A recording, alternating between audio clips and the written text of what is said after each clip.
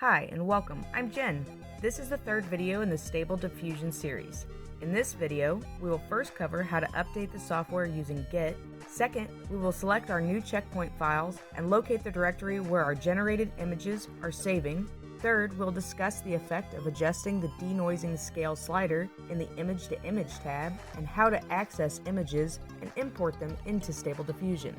Finally, we'll send the image into Inpaint, the next step in the image manipulation pipeline. Section 1. Update the software using Git. First, make sure Stable Diffusion is completely closed and not running.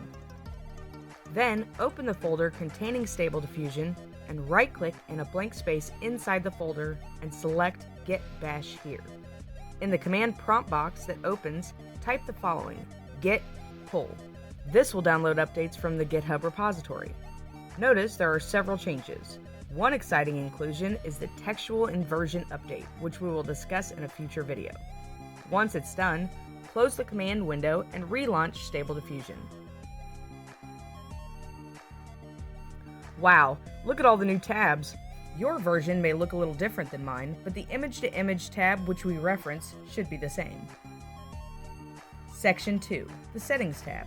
Heading over to the Settings tab, most of the same settings are available that were there before, but some look a little different. As an example, the section where we select the checkpoint files have changed from a radio button to this new pull-down menu. I'm selecting the Waifu checkpoint file.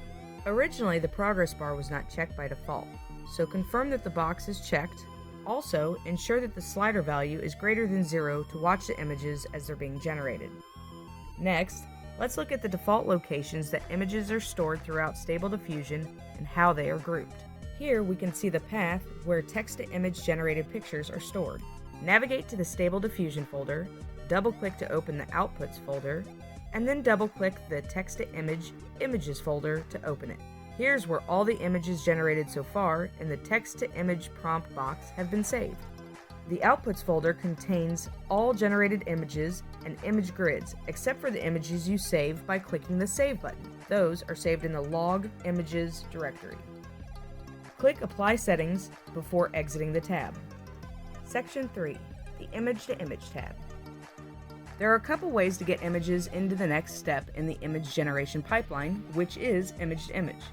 The first way is after successfully prompting a text-to-image prompt, click the Send to Image button, which will display your pictures in the img2img tab, ready for more manipulation.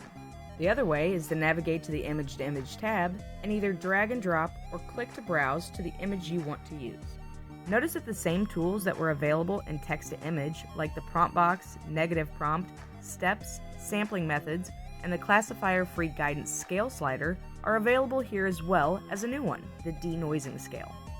The denoising scale gives guidance to Stable Diffusion as to how much of the underlying original picture gets used in the new iteration. The higher on the scale, the more noise is added and less of the underlying picture is followed in the next loop. In this picture of a cat, we can see that if we set the denoising strength a little below half, we get an image back that is similar to the original. And as we raise the scale up, the image starts to look less like the original and more like something else. When trying to achieve the best picture, I recommend tweaking your sampling steps and CFG scale along with experimenting with the different sampling methods while adjusting denoising, but for this example, and to highlight the denoising feature, I set the CFG scale to 13.5 and left it on the Euler A sampling method and default of 20 steps, and moving the denoising slider scale up and down for effect.